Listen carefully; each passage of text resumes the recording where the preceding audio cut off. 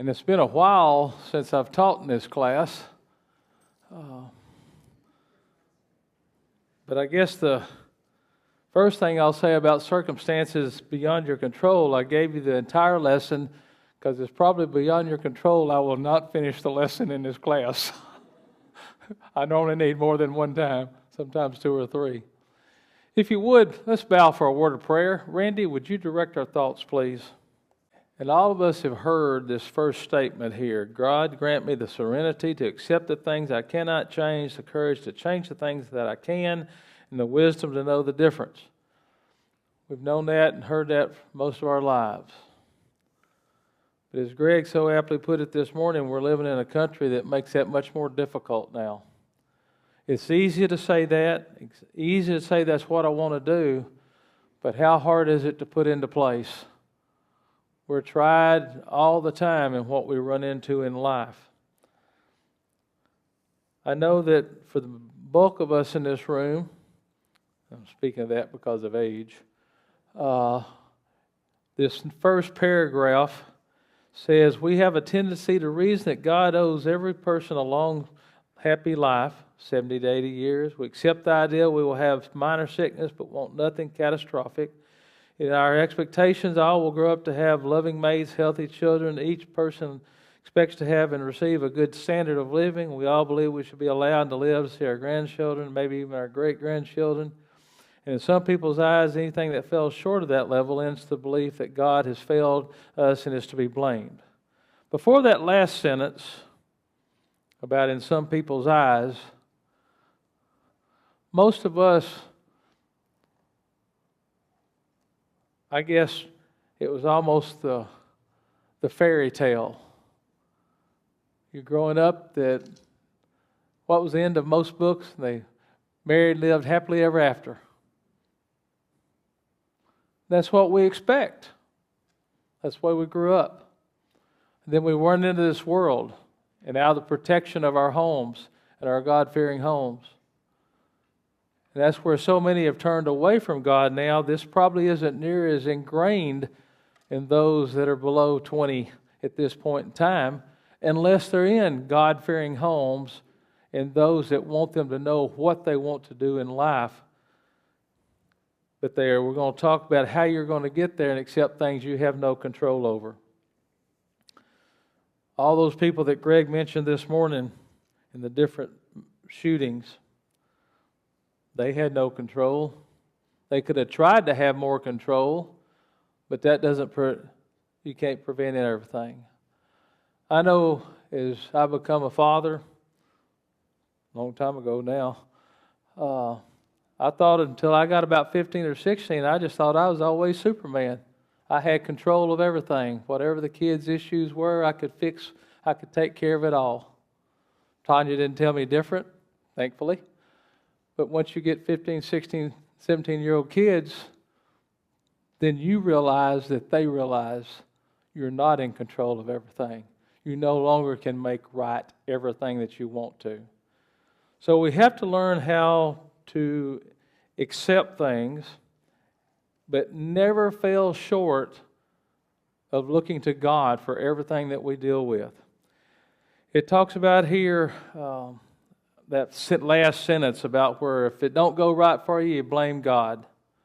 And we have more and more people that blame God all the time. And unfortunately, some of those are people that grew up believing in God and being a faithful Christian. And things come along and they blame God. Because when you believe that God failed you and blamed you, what's your tendency? To walk away from God. God's no longer part of your life. When really it's just like that little poem or whatever you want to call it, Footprints of Jesus. When a guy blamed God because he knows there's always two sets of footprints, his and God's, and in rough times, that was a time there was only one set, so he was blaming God for not being there in the tough times. What does that poem say? That's when I carried you. So God is there. Is life going to be great? It can be if you put yourself to the fact that heaven is what you're trying to get to. Does that mean there's not issues you're going to deal with and things that you don't like? That's not what it means. It says here the cold reality of life, and in spite of our expectations, our talents, our learning, our best effort, we do not have perfect lives. We don't have total control. Let me go ahead and I'm going to sign some scriptures as my normal practice. Judy, would you mind turning to Ecclesiastes 9 and 11? I'm going to have to be skipping down in a minute. Greg, go ahead and get 13:5 of Hebrews. Stacy, if you get Philippians 4:11 through 13. James, if you'll get down to 1 Timothy 6 and 8. And that's going to be appropriate for you. You like to lead that song. Okay. Chapter 9 of Ecclesiastes, verse 11.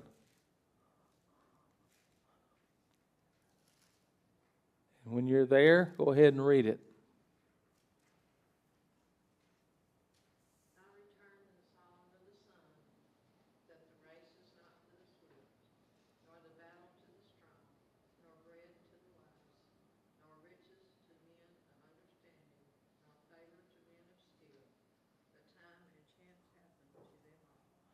Time and chance happens to us all, does it not?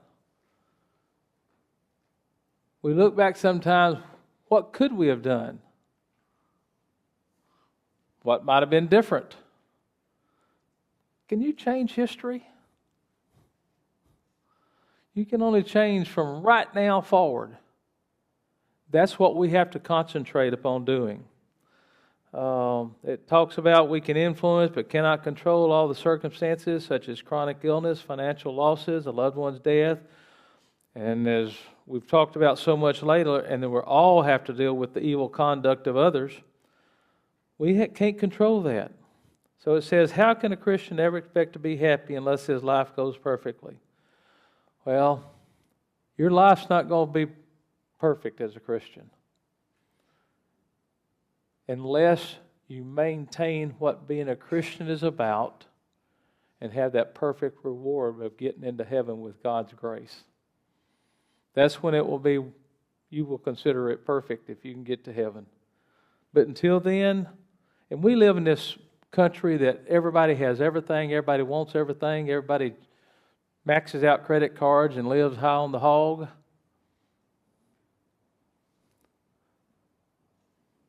Which lets us do what? Make decisions that aren't necessarily in our best interest. We talk so much with kids and peer pressure as they're growing up. You're right. We don't need to quit that. Our kids and grandkids are faced with peer pressure every day. If you let the TV come on, if you have some game, if you have some social media, and then the people they're around. But does that take it away from this crowd sitting in here today? Don't we have peer pressure? We're influenced by others, are we not? We have to maintain what we can control, but when things don't go just right, we have to be careful how we deal with those. I could ask everybody to raise their hand, but I'm not. Who is content with their life at this moment in time?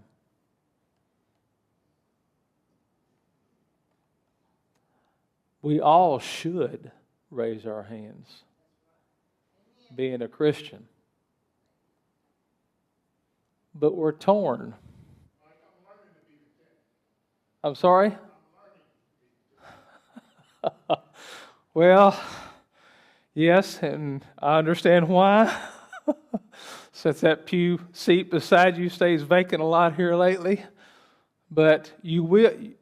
That's good that you've accepted that and doing the best you can with that. For those that don't know Moses, most of us all do, but for some of our visitors, they're in the process of moving, and so therefore he's been by himself a whole lot more here while she's up there than he would like to be. And it's great to hear somebody I'm learning to be, because we're going to get down to that in a little bit. Is contentment something we're taught by others? You have the scriptures, right? But who has to act on those scriptures? We do. Each one of us. We have to learn to be content. It's not something we just take and grab out of the air. Well, I've got contentment. And how often every day do you have to guard about I'm content or I'm not content when things happen? When you're driving down the road on a long stretch of highway that has not many houses and you have a flat tire. It's bad enough when you're wanting to talk on your cell phone and you don't have cell service out there, but you have a flat tire. Contentment takes a real jump at you, does it not? I'm content that I have a flat tire. No, that's not what I'm saying. But in all seriousness, we do have to be careful. Hebrews 13:5. Keep your life free from the love of money. Be content with what you have, for he has said, I will never leave you nor forsake you. How often does the devil make us want to say, where are you, God? Why aren't you taking care of me? Why did you let that happen? He's never left you. But you have to be content with what you have. I've heard this statement a long time. The more you have, the more you want. And the more you want, the more you have what? More issues to deal with, do you not? If you have 14 tractors and 3 barns and, how much more maintenance are you going to be doing? Oh, I've got that covered. I'm going to hire it out. But to hire it out, what do you got to do? Build more barns. You got to have more money to do that. It's a vicious cycle. So we have to be careful the more we want of being content. And like it's brought up a while ago, with Moses learning to be satisfied. What does it say, Stacy, in Philippians 4:11 through 13?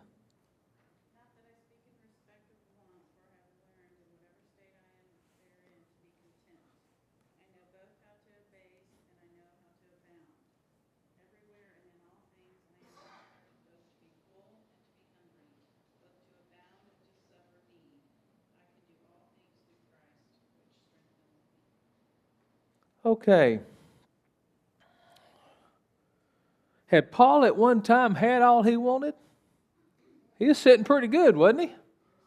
He was in control. He was doing things, had the backing of government, lived a pretty good life as far as, well, what happened when he became a Christian?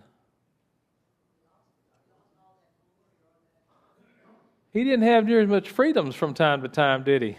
Where was he writing this from? Obviously, he was in prison at the time. And folks,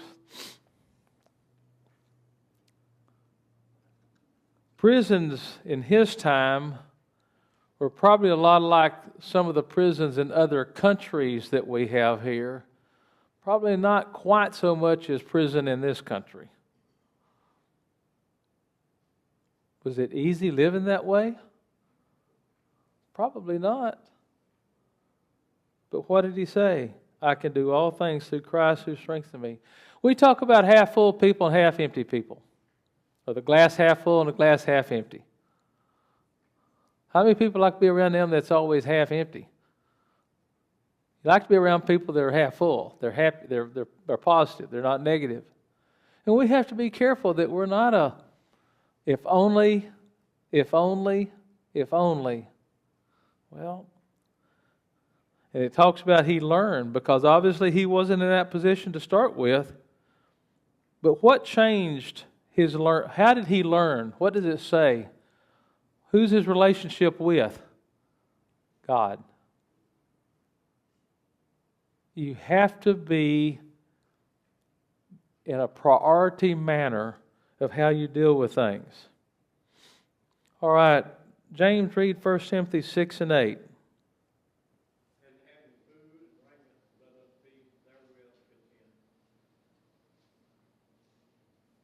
And of course, the title of that is Count Your Blessings. And I know James has led this song numerous times over the years. Don't think he's led it lately. Somewhere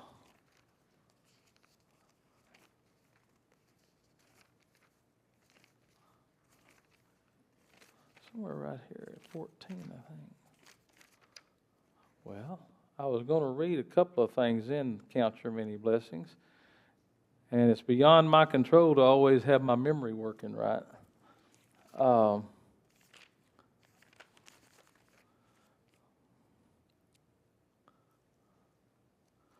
392. When up on life's billows you are tempest tossed, when you are discouraged thinking all is lost, count your many blessings, name them one by one, and it will surprise you what the Lord hath done. Are you ever burdened with a load of care? Does a cross seem heavy you are called to bear? So amid the conflict, whether great or small, do not be discouraged. God is over all. So we have to learn to count our blessings, not count what's bad. Things are going to happen. We're going to have to deal with circumstances. But in the long run, if we can get to heaven, is that not what our goal should be? Not how we live our lives here with those that don't? Because if you live your life like everybody else wants you to live your life, are you going to get to heaven? I don't see how. Not my choice to judge anyone on this earth, because I can't see their heart and I don't know what's going on. But I know the things that God says don't do and that you should do, and if you ain't doing them and you're not, and you do them, then there's going to be some issue. Turn over to the second page. I heard Greg give this one too. We have Thanksgiving Day. It wasn't in the same tone I'm going to talk about it, but he was talking about it. Randy, if you would turn to 1 Thessalonians 5:18. Nita, would you turn to Colossians 3:15? Carly, if you'll turn to Psalms 103 and 2. Turn to Psalms 37:16. Denise. Jerry, if you get Proverbs 15:16. Joyce, if you get Ephesians 5:20, and Charles get Psalms 107, 1 and 2.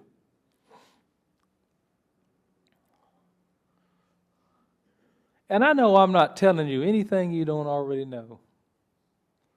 But sometimes I need this lesson myself. And I feel like maybe if I need it myself, then others might need it too, just to give us that little extra push to put what we need to do first and not let when the tractor gets stuck, when the dryer quits working. I'm talking about little things. Say when you have a bad diagnosis from your doctor. Say you do lose a loved one. It can go from one extreme to the other. But I think we get just as uncontent with the little things sometimes as we do the big things. It's kind of like a thorn in the flesh. That little bitty little thing sometimes agitates us far more than sometimes the big things. What does it say in 1 Thessalonians 5:18, Randy? In everything give thanks, for this is God's will for you in Christ Jesus. Okay, and Nita, Colossians 3:15.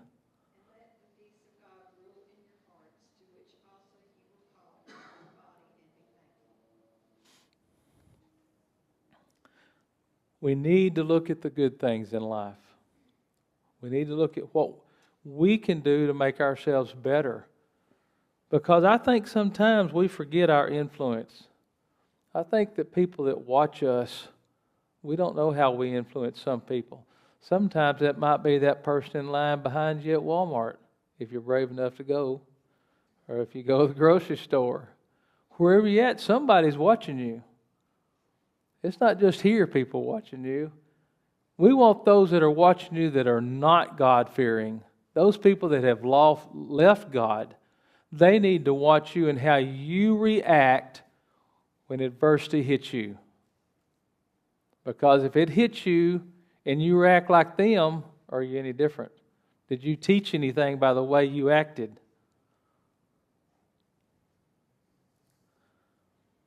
Don't forget what God has done for you. Once again, we tend to think what? God's not here. He didn't help me.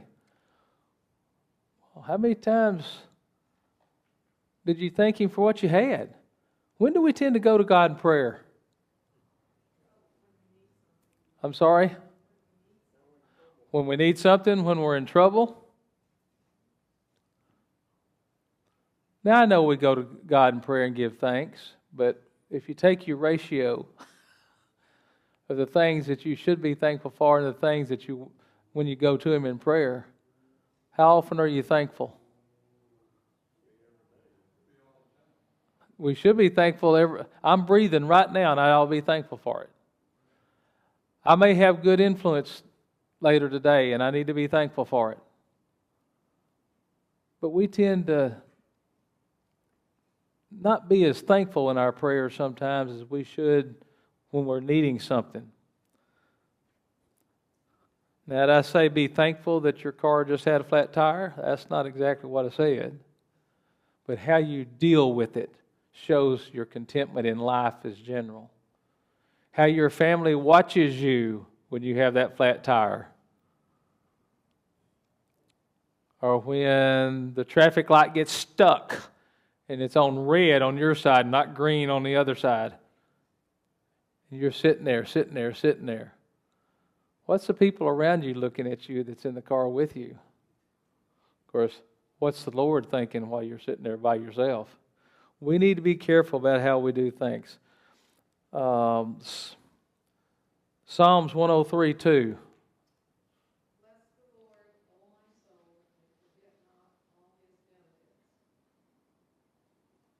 Okay. You see Fanny Crosby's name there. I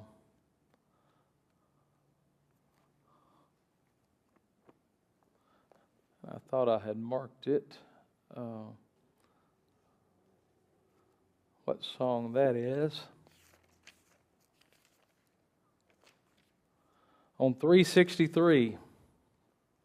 She wrote this song, and you can see her name down at the bottom of the page on 363. He hideth my soul. It says Fanny Crosby, 1890 at the bottom. She's blind. And she wrote, a wonderful Savior is Jesus my Lord, a wonderful Savior to me. He hideth my soul in the cleft of the rock where rivers of pleasure I see.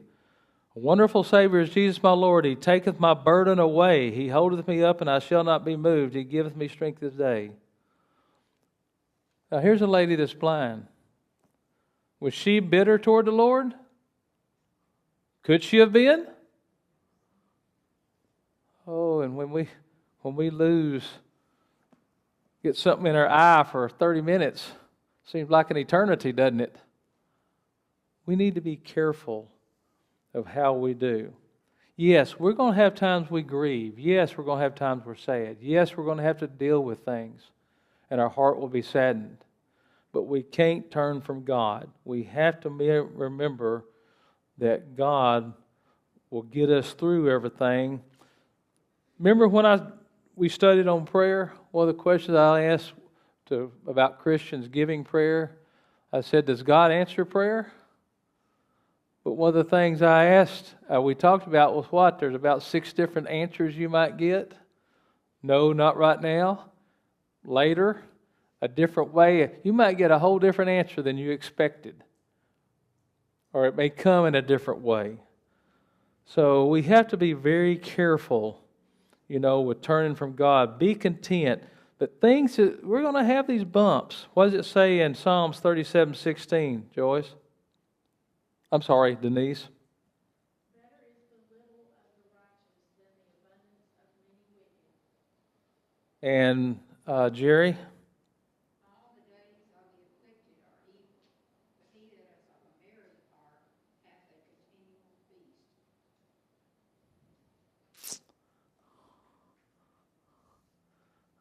I remember sometimes we want all this stuff. I'm an old Trekkie fan from the original Star Trek series in the 60s. One of those shows was about the trouble with tribbles.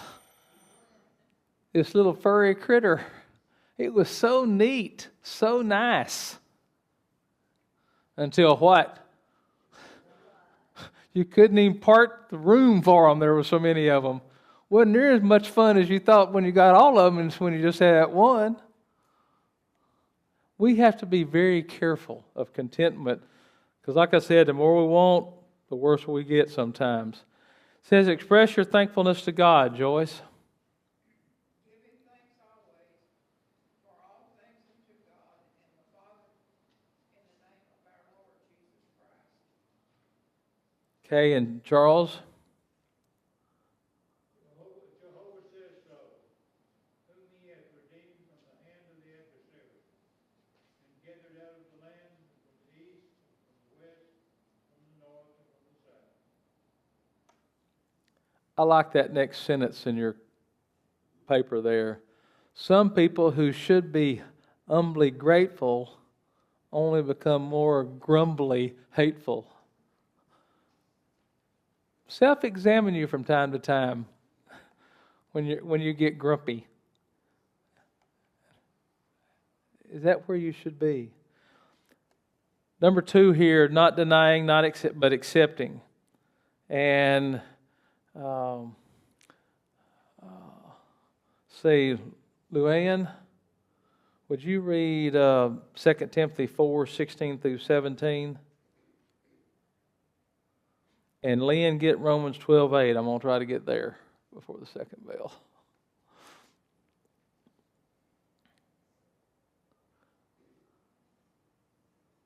At my first offense, no one stood with me, but all forsook me. May it not be charged against them.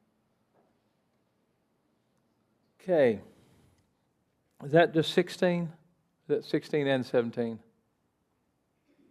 But the Lord stood with me and strengthened me, so that the message might be preached fully through me, and that all the Gentiles might also hear. Also I was delivered out of the mouth of the lion. Okay. Being a Christian didn't keep him from being in the mouth of the lion, did it? Quote unquote, as far as what this is referring to. Didn't help Daniel at first, did it? Daniel looked like he's going to be in trouble with the rest of the bunch. But he was delivered because why? Now, if you put me in a furnace with 3 others right now, nope, probably not coming out. I'm not going to get that intervention unless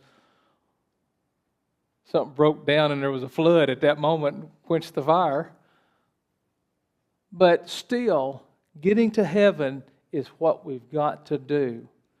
And all these trials and being uncontent will keep us from getting to heaven. So you have to accept some things. Does that mean you like it? I'm not going to say that. But you can't just be unhappy with God. Responding the best you can to the situation. Sometimes we get better at age responding to a situation. Experience has got us there. Or we try to do the Christian thing. But does that always mean we respond the way we do with a given situation? We always wish we had hindsight before we had foresight, don't we? We could have that hindsight to know what we needed done, not what we did do. But we're going to have difficult situations. What does it say in Romans 12:18, Lynn?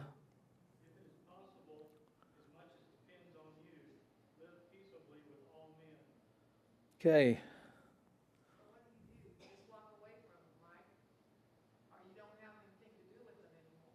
There are times that there are situations depending on what you're confronted with. If a guy's got a gun pulled on you and says, walk away or I'm going to shoot you, that might be the time to walk away if you're trying to live peaceably. But every situation, as much as we can, we need to try to do the best we can. Ricky Davis has always closed prayers for many years. Let us do good to all men. And I think that's where he gets this from. We should. But when that person cuts you off in the driving lane, sort of way over in front of you, makes you jam on the brakes, and then they turn off and leave you and you miss the red light, what's your reaction? Do what? It ain't good. That's what we need to work on. Thank you for your attention.